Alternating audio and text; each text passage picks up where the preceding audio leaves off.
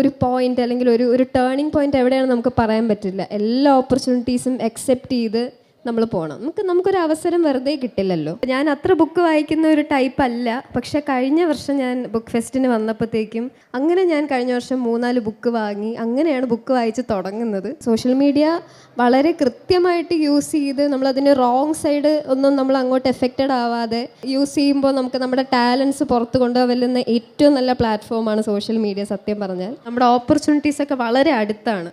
അപ്പോൾ നമ്മളൊന്ന് ശ്രമിച്ചു നോക്കിയാൽ പിന്നെ നമ്മളെ പിടിച്ചാൽ കിട്ടാത്ത രീതിയിൽ പോകണം.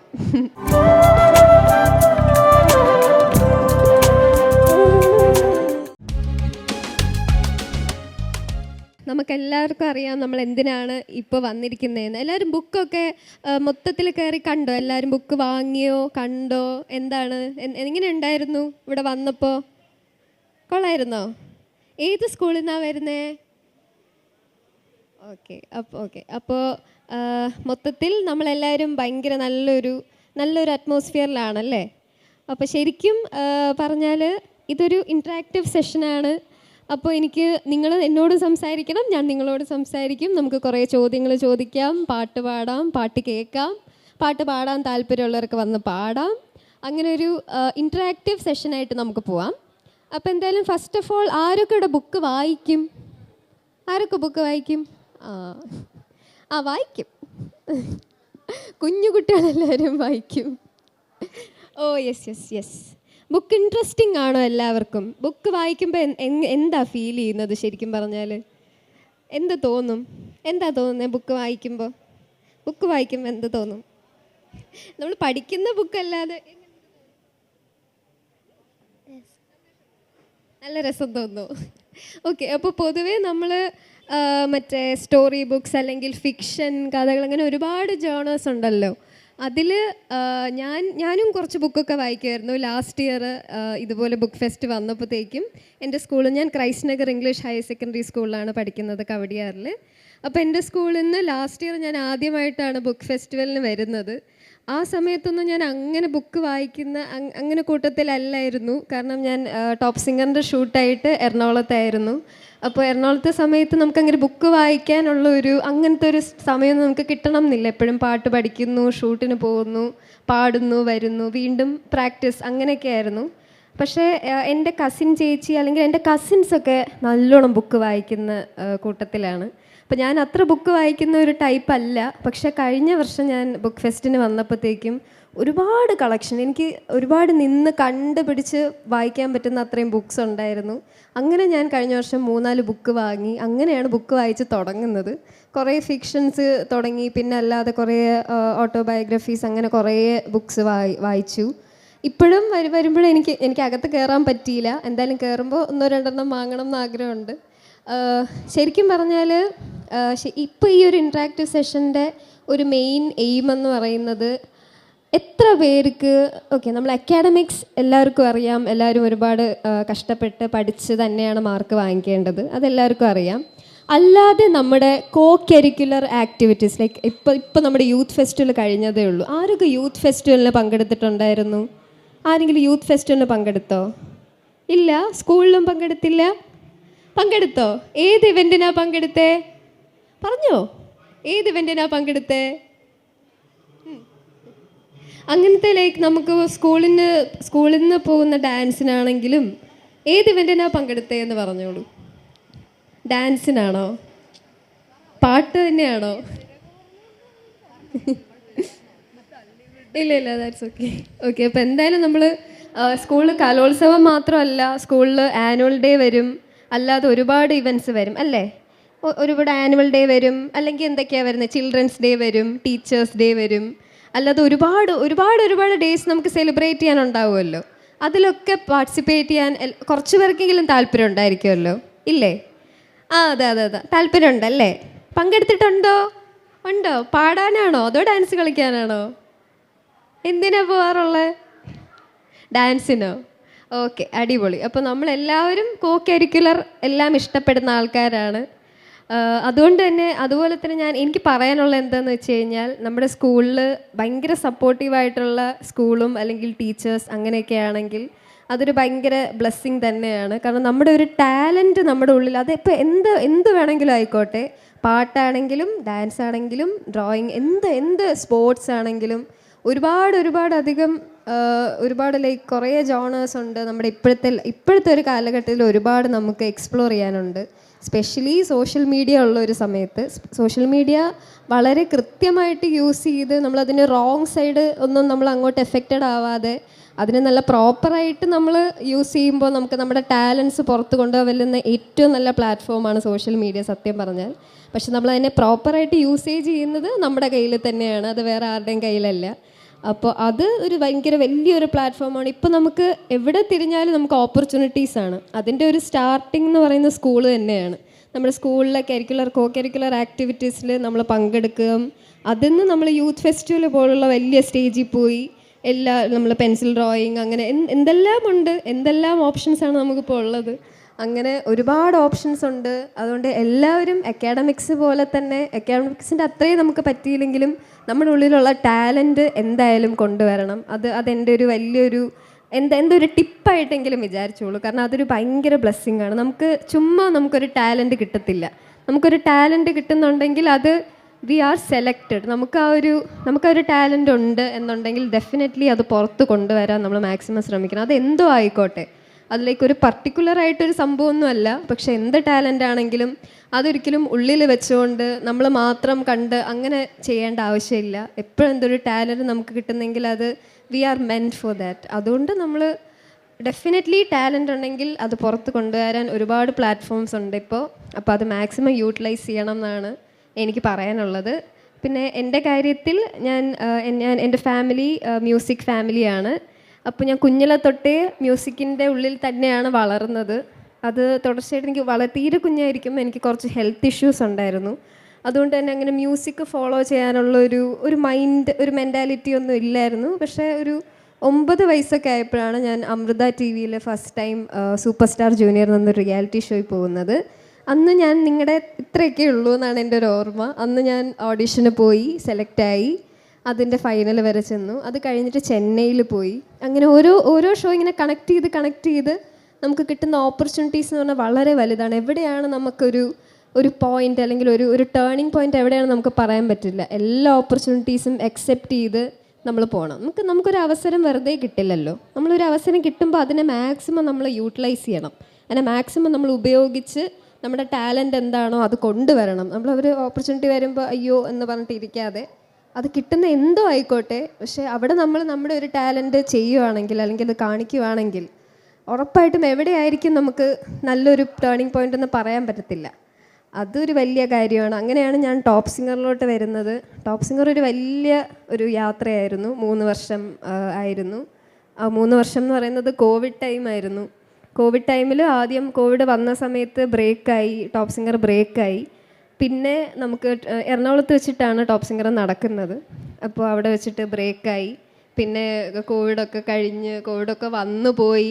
ഒരു 3-4 മാസം ബ്രേക്കിനൊക്കെ ശേഷം വീണ്ടും ടോപ്പ് സിംഗറിൽ വന്നു. അങ്ങനെ ഒരു 3-3.5 വർഷത്തെ ഒരു ജേണി ആയിരുന്നു ടോപ്പ് സിംഗർ. അതിൽ നിന്ന് ഒരുപാട് കാര്യങ്ങൾ പഠിക്കാൻ പറ്റി, ഒരുപാട് ആൾക്കാരെ റീച്ച് ചെയ്യാൻ പറ്റി. അല്ലെങ്കിൽ ആ ടോപ്പ് സിംഗറിൻ്റെയൊക്കെ ഒരു വേദി തന്നെയാണ് ഈ ഒരു സ്റ്റേജിൽ നിന്ന് എല്ലാവരുടെ അടുത്തും സംസാരിക്കാനുള്ളൊരു കോൺഫിഡൻസ് ഉണ്ടാക്കിയെന്നാണ് എനിക്ക് തോന്നുന്നത്. അപ്പോൾ എനിക്ക് എല്ലാവരുടെ അടുത്തും പറയാനുള്ളത്, മാക്സിമം ടാലൻറ്റ് നമ്മൾ വെച്ചുകൊണ്ടിരിക്കരുത്. അതൊരു ഭയങ്കര വലിയ കാര്യം തന്നെയാണ്. നമ്മുടെ ഫാമിലിയിൽ തന്നെ കുറച്ച് പേർക്കായിരിക്കും ടാലൻറ്റ്സ് ദൈവം കൊടുക്കുന്നത്. എല്ലാവരും കുറേ പേര് അക്കാഡമിക്സിൽ നമ്മൾ പഠിക്കുന്ന കാര്യത്തിൽ ഭയങ്കര കോൺസെൻട്രേറ്റ് ചെയ്തിട്ടുള്ളവരായിരിക്കും. പക്ഷെ നമ്മൾ പഠിത്തത്തിൻ്റെ കൂടെ പഠിത്തമല്ലാതെ പാട്ട്, ഡാൻസ് അങ്ങനെയുള്ള കാര്യങ്ങളിൽ പങ്കെടുക്കാൻ താല്പര്യമുള്ളതും കുറേ പേരുണ്ടായിരിക്കും. അങ്ങനെ താല്പര്യം ഉള്ളവർ മാക്സിമം അതിനെ യൂട്ടിലൈസ് ചെയ്യുക. പിന്നെ എന്താ പറയാനുള്ളത്, നിങ്ങൾക്ക് എല്ലാവർക്കും പാട്ടും ഇപ്പോൾ തന്നെ നമ്മുടെ ട്രിവാൻഡ്രത്ത് ഒരുപാട് എൻ്റർടൈൻമെൻ്റ് ആയിട്ട് ഇവൻറ്റ്സ് നടക്കുന്നുണ്ട് അല്ലേ? ഇപ്പോൾ കനകക്കുന്നിൽ എന്താ നടന്നതെന്ന് എല്ലാവർക്കും അറിയാം. ന്യൂ ഇയർ ആയിട്ട് അത്രയും ഒരുപാട് നമ്മൾ സ്പെഷ്യലി ഇപ്പോൾ ട്രിവാൻഡ്രത്തിൽ ഒരുപാട് നമുക്ക് എൻ്റർടൈൻമെൻറ്റിനെ റിലേറ്റ് ചെയ്ത് ഒരുപാട് കാര്യങ്ങൾ നടക്കുന്നുണ്ട്. അടുപ്പിച്ച് തന്നെയാണ്. ഇപ്പോൾ IFFK കഴിഞ്ഞു, അത് ഭയങ്കര വിജയമായിരുന്നു. അത് കഴിഞ്ഞിട്ട് കനകക്കുന്ന് നമുക്ക് മാക്സിമം എത്രത്തോളം എൻ്റർടൈൻമെൻറ്റ് നമുക്ക് കിട്ടാൻ പറ്റുമോ അത്രയും like light shows, flower show എല്ലാം എല്ലാവരും പോയി കണ്ടെന്ന് ഞാൻ വിശ്വസിക്കുന്നു. എല്ലാവരും അത്ര തിരക്കായിരുന്നു. അതുണ്ടായിരുന്നു. അത് കഴിഞ്ഞ് ഉടനെ തന്നെ നമുക്ക് യൂത്ത് ഫെസ്റ്റിവൽ ഉണ്ടായിരുന്നു. ആരൊക്കെ യൂത്ത് ഫെസ്റ്റിവലിന് പോയി കാണാൻ? ഏതെങ്കിലും വേദികൾ കാണാൻ പോയോ? യൂത്ത് ഫെസ്റ്റിവൽ, അതെ യൂത്ത് ഫെസ്റ്റിവൽ, അതെ സെൻട്രൽ സ്റ്റേഡിയത്തിൽ വെച്ചിട്ടായിരുന്നു യൂത്ത് ഫെസ്റ്റിവൽ. അപ്പോൾ യൂത്ത് ഫെസ്റ്റിവൽ കാണുമ്പോൾ ഇപ്പോൾ നമ്മുടെ ടൊവിനോ തോമസ് സാറും പിന്നെ ആസിഫ് അലി സാറൊക്കെ വന്നിട്ട് പോയതേ ഉള്ളൂ. അപ്പോൾ അത്രയും വലിയ ഇവൻറ്റുകളാണ് നമ്മുടെ ട്രിവാൻഡ്രത്ത് വെച്ച് തന്നെ നടക്കുന്നത്. അപ്പോൾ തന്നെ നമ്മുടെ ആ ഒരു ആലോചിച്ച് നോക്കുക, എത്ര ടാലൻ്റ് ഉള്ളവരാണ് നമ്മുടെ ട്രിവാൻഡ്രത്തുള്ളതെന്ന്. എല്ലാം നമ്മുടെ ലോകമെമ്പാടുള്ള എല്ലാവർക്കും ഓരോ ടാലൻറ്റ് ദൈവം കൊടുത്തിട്ടുണ്ട്. പക്ഷെ എന്നാലും നമ്മൾ നിൽക്കുന്ന സ്ഥലത്ത് തന്നെ ആലോചിച്ച് നോക്കുക, എത്ര ടാലൻറ്റഡ് ആയിട്ടുള്ള ആൾക്കാരാണെന്ന്. അപ്പം തന്നെ നമുക്ക് വിചാരിക്കാം അത് അത്ര അടുത്താണ്, നമ്മുടെ ഓപ്പർച്യൂണിറ്റീസൊക്കെ വളരെ അടുത്താണ്. അപ്പം നമ്മളൊന്ന് ശ്രമിച്ചു നോക്കിയാൽ പിന്നെ നമ്മളെ പിടിച്ചാൽ കിട്ടാത്ത രീതിയിൽ പോകണം. അതൊക്കെയാണ് വിശേഷങ്ങൾ. ന്യൂ ഇയർ ആയിട്ട് എല്ലാവരും ഓരോ പുതിയ കാര്യങ്ങൾ ചെയ്യണം എന്നൊക്കെ വിചാരിച്ചോ? ന്യൂ ഇയർ ആയിട്ട് വിചാരിച്ചോ? ആരാ പറഞ്ഞേ? എവിടെ? കേട്ടില്ല. അത് നമ്മൾ നടപ്പിലാക്കാൻ ശ്രമിക്കാറുണ്ടോ? അപ്പോൾ നമ്മൾ അതെ ഞാനും ഭയങ്കരമായിട്ട് വിചാരിച്ചു ന്യൂ ഇയർ ആയിട്ട് നന്നായിട്ട് ഓരോ ദിവസം വളരെ പ്രൊഡക്റ്റീവായിട്ട് യൂസ് ചെയ്യണം എന്നൊക്കെ വിചാരിച്ചു. എന്നിട്ട് പറഞ്ഞ അന്നത്തെ ദിവസം തന്നെ രാവിലെ 11 മണി വരെ കിടന്നുറങ്ങി. അതുകൊണ്ട് പലപ്പോഴും നമുക്ക് പലതും ഇങ്ങനെ മനസ്സിൽ വിചാരിക്കും, പക്ഷെ അത് നടത്തിയെടുക്കാൻ കുറച്ച് സമയമെടുക്കും എന്തായാലും. അപ്പം ന്യൂ ഇയർ ആയിട്ട് ഇപ്പോൾ ന്യൂ ഇയർ കഴിഞ്ഞ് 11 ദിവസം ആയിട്ടേ ഉള്ളൂ. 11 ദിവസം പോയത് അറിഞ്ഞില്ല, 2 ആഴ്ചയായി ന്യൂ ഇയർ കഴിഞ്ഞിട്ട്. ഇപ്പം കഴിഞ്ഞതുപോലെയാണ് തോന്നുന്നത് അല്ലേ? അതെ. അപ്പോൾ ന്യൂ ഇയർ എന്ന് പറഞ്ഞത് ഇപ്പം കൂടെ കഴിഞ്ഞതേ ഉള്ളൂ. എനിക്കിപ്പോഴും ഓർമ്മയുണ്ട്, എൻ്റെ ഈ ന്യൂ ഇയർ എറണാകുളത്ത് വെച്ചിട്ടായിരുന്നു. 24 ചാനലിൻ്റെ ലൈവിന് വേണ്ടിയിട്ട് ഞാൻ എറണാകുളത്തായിരുന്നു. അവിടെ വെച്ചിട്ടാണ് ഞാനിങ്ങനെ മേക്കപ്പ് റൂമിൻ്റെ അകത്തിരുന്ന് ഇങ്ങനെ ഫോൺ നോക്കിയിരുന്നു, ഇങ്ങനെ സെക്കൻഡ്സ് ഒക്കെ പോകുന്ന നോക്കി ന്യൂ ഇയർ ആയി. അതായിരുന്നു എൻ്റെ ഇന്നത്തെ ഈ വർഷത്തെ ന്യൂ ഇയർ. അങ്ങനെയായിരുന്നു അവിടെ വെച്ചിട്ട്. എനിക്ക് തോന്നുന്നു കഴിഞ്ഞ ഒരു 4 വർഷമായിട്ട് ന്യൂ ഇയറിന് ഞാൻ ട്രിവാൻഡ്രത്ത് ഉണ്ടാവാറേ ഇല്ല. ന്യൂ ഇയറിനോ ക്രിസ്മസിനോ എൻ്റെ ബർത്ത്ഡേക്കോ ഞാൻ ട്രിവാൻഡ്രത്ത് ഉണ്ടാവാറില്ല. അതെന്തുകൊണ്ടാണെന്ന് എനിക്കറിയില്ല. അതെപ്പോഴും വല്ലപ്പോഴും ആയിരിക്കും നമ്മൾ എറണാകുളത്ത് പോകുന്നത്, പക്ഷെ പോകുന്ന സമയം കറക്റ്റ് ന്യൂ ഇയറോ ക്രിസ്മസോ അങ്ങനെ എന്തെങ്കിലും ആയിരിക്കും. അങ്ങനെ ഇതിപ്പോൾ എൻ്റെ 5ാമത്തെ വർഷമൊന്നുമാണ് ഞാൻ ട്രിവാൻഡ്രത്ത് ഉണ്ടാവാറേ ഇല്ല ന്യൂ ഇയറിന്. അപ്പോൾ ആ സമയത്ത് ഞാനിവിടെ ലുലുവിലൊക്കെ എൻ്റെ ഫ്രണ്ട്സൊക്കെ പോയി. ലുലുവിൽ ഒരു പരിപാടി കാണാൻ പോയി, കനകക്കുന്ന് പോയി. അപ്പോൾ ഞാനിങ്ങനെ ഫോണിൽ കൂടെ വിളിച്ചിട്ട് ഇങ്ങനെ പറയുമായിരുന്നു, അയ്യോ കഷ്ടമായിപ്പോൾ എനിക്ക് മാത്രം വരാൻ പറ്റിയില്ല എന്നൊക്കെ. ഭയങ്കര കരച്ചിലൊക്കെ ആയിരുന്നു ഞാൻ വിളിച്ചിട്ട്. പക്ഷേ അതൊന്നും പെട്ടെന്ന് എനിക്ക് തിരിച്ച് വന്ന ഉടനെ എല്ലായിടത്തും പോയി ഞാൻ. അപ്പോൾ എനിക്ക് ആ ഒരു മിസ്സിങ് ഫീൽ ചെയ്തില്ല. കാരണം നമ്മൾ എന്തൊക്കെ പറഞ്ഞാലും നമ്മുടെ ട്രിവാൻഡ്രത്ത് വെച്ച് നടക്കുന്ന എന്ത് പരിപാടിയാണെങ്കിലും അത് ഭയങ്കര മെമ്മറബിളാണ് അല്ലേ? നമ്മൾ വേറെ എവിടെ പോയാലും നമ്മുടെ തിരുവനന്തപുരത്തുള്ള നമ്മുടെ എല്ലാ തൊട്ടടുത്ത് കിടക്കുന്ന തന്നെ പരിപാടികൾ കാണുന്നതെന്ന് പറഞ്ഞാൽ ഭയങ്കര സന്തോഷമുള്ള കാര്യമാണ്. പ്രത്യേകിച്ച് നമ്മുടെ ആൾക്കാർ തന്നെയായിരിക്കും എപ്പോഴും. എവിടെയെങ്കിലും നമുക്കറിയാമെന്നുള്ള ഒരാളുണ്ടാവും. അത് മിസ് ചെയ്തപ്പോൾ എനിക്ക് ഭയങ്കര സങ്കടമായിരുന്നു. പക്ഷേ ഇപ്പോൾ എനിക്ക് അത് തോന്നുന്നില്ല. കാരണം ഇപ്പോൾ തന്നെ ഇവിടെ വന്നു, ന്യൂ ഇയർ കഴിഞ്ഞിട്ട് ഒരുപാട് സ്ഥലത്ത് എനിക്ക് പോയി. ഇപ്പം നിങ്ങളെല്ലാവരും കണ്ടു. അതൊരു ഭയങ്കര എക്സ്പീരിയൻസ് ആണ്. കാരണം നിങ്ങളുടെ ഫ്രണ്ടിൽ നിന്ന് സംസാരിക്കാനും ആ ഒരു കോൺഫിഡൻസ് ഒന്നും ഒരു 3-4 വർഷം മുമ്പ് ഉണ്ടായിരുന്നോ എന്ന് ചോദിച്ചാൽ ഇല്ലയെന്ന് ഞാൻ പറയുള്ളൂ. പക്ഷെ ഇപ്പോൾ എനിക്ക് തോന്നുന്നു എല്ലാവരുടെ ഫ്രണ്ടിൽ നിന്ന് സംസാരിക്കാനും എക്സ്പീരിയൻസ് ഷെയർ ചെയ്യാനും അതൊക്കെ ഭയങ്കര നിങ്ങൾക്കുമുള്ളൊരു ഓപ്പർച്യൂണിറ്റിയാണിത്. ഇപ്പം ഞാൻ സംസാരിക്കുന്നത് പറഞ്ഞാൽ എനിക്ക് മാത്രം സംസാരിക്കാം അങ്ങനെയൊന്നുമില്ല. നിങ്ങൾക്ക് വേണമെങ്കിൽ എന്ത് വേണമെങ്കിലും നമുക്ക് ഈ സ്റ്റേജ് പ്രൊവൈഡ് ചെയ്തിട്ടുണ്ട്. അത് പ്രസൻറ്റ് ചെയ്യാൻ ഇതും ഒരു ഓപ്പർച്യൂണിറ്റിയാണ്. ഞാൻ പറഞ്ഞതുപോലെ ഈ ഒരു വേദി അത്രയും വലിയൊരു ഓപ്പർച്യൂണിറ്റിയാണ്. അപ്പോൾ ഈ ഒരു വേദി എന്ന് പറയുന്നത് നിങ്ങൾ തന്നെ ഒന്ന് ആലോചിച്ച് നോക്കൂ. ഇത്രയും വലിയൊരു അത്രയും വലിയൊരു സദസ്സാണിത് സത്യം പറഞ്ഞാൽ.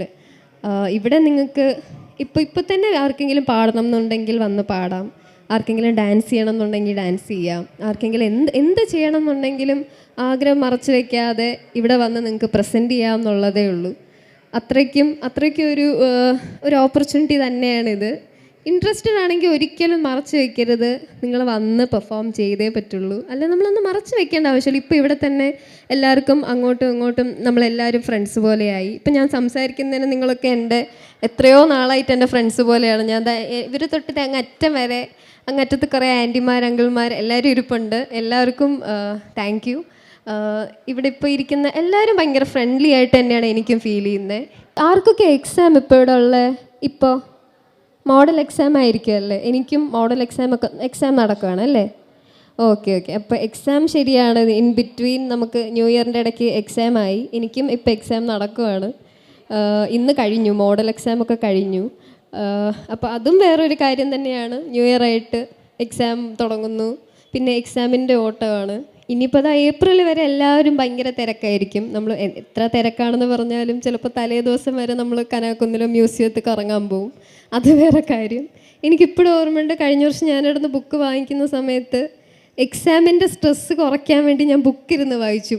ആ സമയത്ത് ഞാൻ ടെക്സ്റ്റ് ബുക്ക് ഇരുന്ന് വായിച്ചിരുന്നെങ്കിൽ എനിക്ക് ചിലപ്പോൾ കുറച്ചുകൂടെ മാർക്ക് സ്കോർ ചെയ്യാൻ പറ്റുമായിരുന്നു. പക്ഷേ ആ സമയത്ത് ഇവിടുന്ന് വാങ്ങിയ ബുക്ക് തന്നെ ഞാൻ എടുത്തു വെച്ചിട്ട് എനിക്ക് സ്ട്രെസ്സ് കുറയണം എന്ന് പറഞ്ഞിട്ട് ഞാൻ തന്നെ ഒരു മണിക്കൂർ അരമണിക്കൂർ ബ്രേക്ക് കിട്ടുന്ന സമയത്ത് ഇവിടുത്തെ ഫിക്ഷൻ ബുക്സൊക്കെ ഇരുന്ന് വായിക്കുമായിരുന്നു. അതെനിക്കിപ്പോൾ ഓർമ്മ വരുന്നു. അപ്പോൾ ഞാൻ ഇപ്പോൾ വാങ്ങിക്കൊണ്ട് പോയ എൻ്റെ 12th എക്സാമിന് ഞാൻ പൊട്ടു വന്നിട്ട് ഇപ്പോൾ വാങ്ങണോ വേണ്ടതെന്ന് എനിക്ക് അറിഞ്ഞുകൂടാ. അങ്ങനെ വരെ ചെയ്യുന്ന ഒരു തരത്തിലുള്ള കാര്യമാണത്. അപ്പോൾ ഇപ്പം പ്രത്യേകിച്ച് ഞാൻ പറഞ്ഞ പോലെ എല്ലാവരും എക്സാം തിരക്കായിരിക്കും. അല്ലെങ്കിൽ അറ്റ്ലീസ്റ്റ് ഫെബ്രുവരി അവസാനം ആകുമ്പോഴൊക്കെ ആയിരിക്കും കുറച്ചുകൂടെ സീരിയസ് വരുന്നത്. ഇപ്പോഴൊന്നും ഞാനിപ്പോൾ പറയുകയാണെങ്കിൽ ഞാനും അത്ര സീരിയസ് ആയി വന്ന് തുടങ്ങിയിട്ടില്ല. പക്ഷെ 12th ആയതുകൊണ്ട് കുറച്ച് സീരിയസ് ആവണം എന്നുള്ളിലുണ്ട്. അങ്ങനെ ലാബ് എക്സാം അങ്ങനെ ഒരുപാടുണ്ട്. അതാണിപ്പോൾ എക്സാമിൻ്റെ കാര്യം പറയുകയാണെങ്കിൽ അതാണ്. പിന്നെ വേറെ എന്താ പറയാനുള്ളത്? ഒരുപാട് കാര്യങ്ങളുണ്ട് പറയാൻ. പക്ഷെ നമുക്കിപ്പോൾ ലിമിറ്റഡ് ടൈമാണ്. പിന്നെ നിങ്ങളെല്ലാവരും കണ്ടതിൽ എനിക്ക് ഭയങ്കര സന്തോഷമുണ്ട്. ഞാൻ ഒട്ടും എക്സ്പെക്റ്റ് ചെയ്തില്ല ഇത്രയും പേരുണ്ടായിരിക്കും എന്ന്. പിന്നെ നമ്മുടെ സ്റ്റേജ് അങ്ങനത്തെയാണ്. നമുക്കെന്തായാലും ആർക്കെങ്കിലും പാടണോ ഡാൻസ് കളിക്കണോ എന്തെങ്കിലും ആഗ്രഹമുണ്ടോ? ഒരു 2 ലൈൻസോ എന്തെങ്കിലും ആഗ്രഹമുണ്ടോ? ആഗ്രഹം ഇല്ലേ? ഒരാഗ്രഹം ഇല്ലേ? ജസ്റ്റ് ഒരു 2 ലൈൻസ് പാട്ടോ ഡാൻസോ എന്തെങ്കിലും താല്പര്യമുണ്ടോ? ഇല്ല, വരുന്നില്ല. ഓക്കെ, അതൊന്നും സാരമില്ല. അപ്പോൾ എന്തായാലും ഞാനൊരു സോങ് പ്രിപ്പയർ ചെയ്തിട്ടാണ് വന്നിരിക്കുന്നത്. എല്ലാവരും നല്ല താല്പര്യമുണ്ടോ? പാടാൻ താല്പര്യമുണ്ടോ? വാ, എല്ലാവരും നല്ലൊരു കൈയടി കൊടുത്തേ.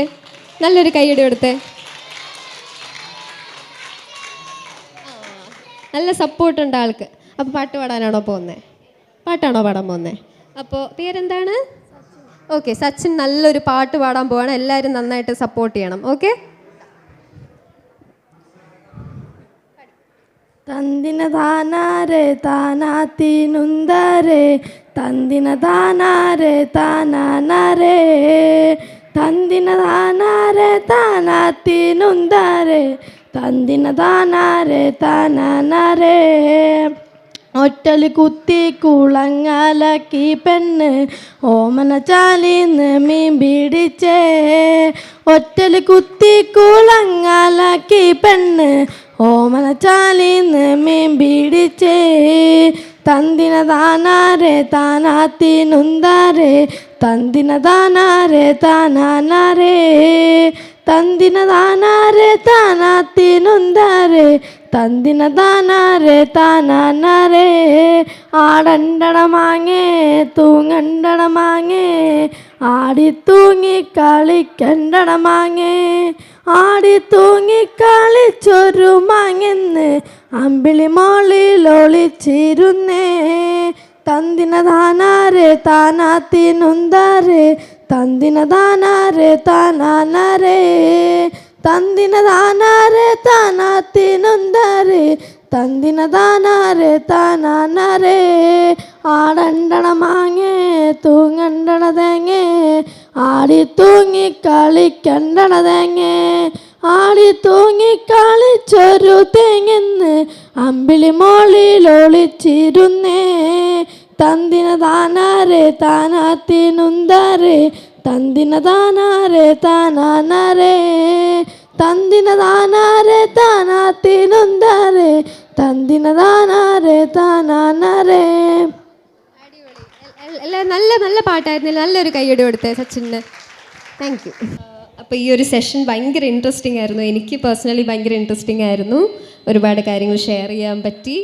ഒപ്പം തന്നെ ഞാൻ നേരത്തെ പറഞ്ഞ പോലെ എല്ലാവരും നമ്മുടെ അക്കാഡമിക്സ് പോലെ തന്നെ കോ കരിക്കുലർ ഇൻട്രസ്റ്റഡ് ആണെങ്കിൽ സ്കൂളിൻ്റെ ഒരു ലെവലിൽ തന്നെയാണെങ്കിലും നിങ്ങളതിനെ എക്സിക്യൂട്ട് ചെയ്യണം. എല്ലാവരും അതിനെ വെറുതെ ഉള്ളിൽ വെച്ചുകൊണ്ടിരിക്കാതെ നമ്മുടെ ടാലൻറ്റ് പുറത്ത് കൊണ്ടുവരാൻ നോക്കുക. നമുക്ക് കിട്ടുന്ന ഓപ്പർച്യൂണിറ്റീസ് എല്ലാം നന്നായിട്ട് യൂട്ടിലൈസ് ചെയ്യുക. അപ്പോൾ അതൊക്കെ തന്നെയാണ് പറയാനുള്ളത്. ഒരുപാട് സന്തോഷം. എന്തായാലും എനിക്ക് ഈ ഒരു വേദിയിൽ, ഇത്രയും വലിയൊരു വേദിയിൽ എനിക്ക് ഈ ഒരു ഓപ്പർച്യൂണിറ്റി തന്ന നമ്മുടെ കമ്മിറ്റിയിലുള്ള എല്ലാ മെമ്പേഴ്സിനും ഒരുപാട് ഒരുപാട് നന്ദി ഞാൻ അറിയിക്കുന്നു. എല്ലാവർക്കും ഒന്നും കൂടെ thank you so much. Thank you.